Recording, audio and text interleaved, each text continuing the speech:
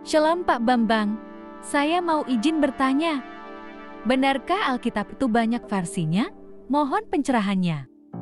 Yang pertama, mungkin kesan itu dibangun karena mereka melihat Alkitab yang dibaca oleh orang Kristen itu biasanya dicetak dalam wujud terjemahan. Ya, Alkitab bahasa Indonesia, bahasa Jawa, Inggris, bahasa Inggris, bahasa Batak, dan lebih-lebih dalam bahasa Inggris itu disebut version.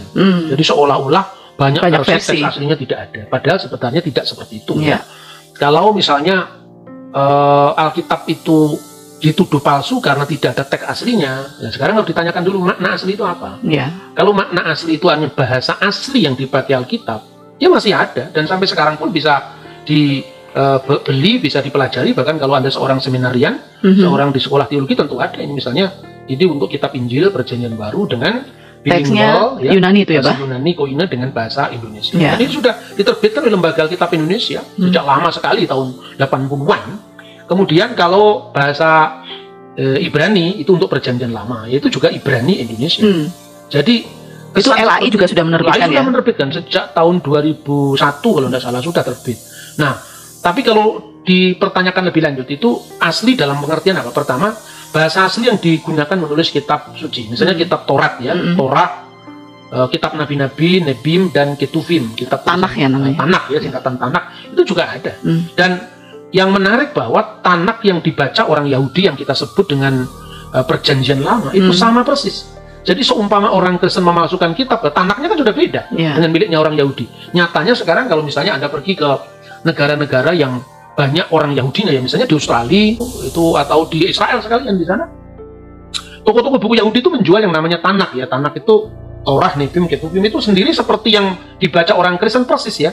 Bahkan ini kalau Anda bandingkan antara edisi Yahudi misalnya terbitan Mesorah Publishing New York dan Yerusalem atau Tel Aviv Publishing, itu sama persis dengan ini terbitan United Bible Society in Israel, itu penerbit Kristen, atau Trinitarian Bible Society, itu persis sama. Bahkan orang Kristen sekarang sudah menerbitkan ya, ini Holy Bible untuk Perjanjian Lama atau Tanakhnya itu ditulis semua.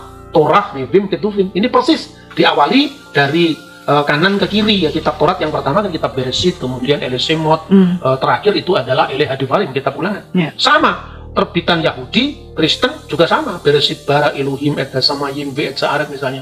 Kemudian untuk Perjanjian Baru itu Hekaine Diateke, itu dari kiri ke kanan. Itu juga Biblos Genesios Yesus Kristus, itu sama persis. Jadi artinya orang Yahudi tidak percaya dengan Perjanjian Baru ini, tapi orang Kristen percaya. Orang Yahudi kan nggak percaya Yesus. Bagaimana kalau kitabnya masih bisa sama? Artinya Kristen juga mengikuti Tanakh Yahudi, dan itu adalah fakta yang tidak bisa terbantah. Seumpama orang Kristen memasukkan kitab, kan kitabnya sudah beda dengan Yahudi. Kemudian kalau bahasa asli itu dipahami dalam makna bahasa yang dipakai oleh komunitas-komunitas kuno saat itu, kita juga punya bukti. Misalnya Taurat Samaria. Ini Taurat Samaria, Pentateuchus Samaritanus, atau disebut Torah Somron. Torah Samaria ini tertulis dalam huruf Samaria, dan huruf Samaria itu huruf yang lebih kuno dari huruf Masoretik, huruf Hasmonaim ya. Itu berasal dari abad ketiga sebelum Masehi. Sampai sekarang masih ada di dalam kitab Bereshitnya, mereka membaca dengan bacaan yang punya varian kiri, cara membaca yang berbeda. Misalnya Bereshit itu dibaca Barashit, Bara, Aluwim. Jadi hurufnya sama Elohim tapi dibaca cara Aluwim. Bacanya yang dan berbeda. Kemungkinan menurut penulis gereja kuno yaitu Origen dari Iskandaria, bacaan Barashit itu mungkin melestarikan tulisan yang lebih kuno ya, Beharishit, bukan in a beginning tapi in the beginning. Dan itu semua bisa diikuti dalam kritik teks. Naskah Samaria ada, bahkan yang lebih kuno dari naskah Masoretik yang dijadikan rujukan bersama Yahudi dan Kristen itu ada naskah The Dead Sea Scroll yang berasal Gulungan Laut dari Mati ya. Gulungan Laut Mati dari antara abad ketiga sebelum Masehi sampai abad pertama Masehi. Dan itu bukti sejarah yang saya kira tidak bisa disangkal bahwa adanya varian-varian teks itu diakui betul. Kalau yang dimaksud itu adalah bahasa asli yang dipakai oleh Yesus ya seperti bahasa asli yang dipakai oleh Nabi Musa.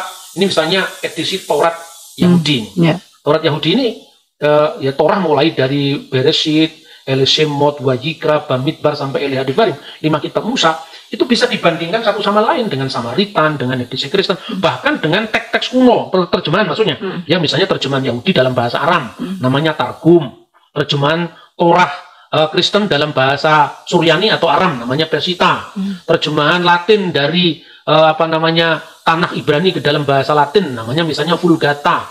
Bahkan terjemahan Yahudi sendiri yang muncul sebelum zaman Kristen yang dipakai rujukan oleh gereja mula-mula itu adalah Septuaginta. Sampai sekarang semua masih ada. Kalau yang dimaksud itu bahasa yang diucapkan sehari-hari oleh Yesus Kristus itu bahasa Aramaik. Sampai sekarang juga ada. Ini yang disebut bahasa Suryani, yang namanya baik itu Old Syriac, Syriac kuno, maupun itu Pesito atau Pesita. Ini bahasanya Yesus masih lestari sampai hari ini. Jadi jangan hanya lihat Alkitab terjemahan, karena semua ini sekarang bisa di cross check kok. Tidak ada yang disembunyikan, tidak ada yang dipalsukan. Ya. Oke Pak Bambang, penjelasan Anda sangat mencerahkan dan menguatkan iman kami. Terima kasih, Tuhan Yesus memberkati.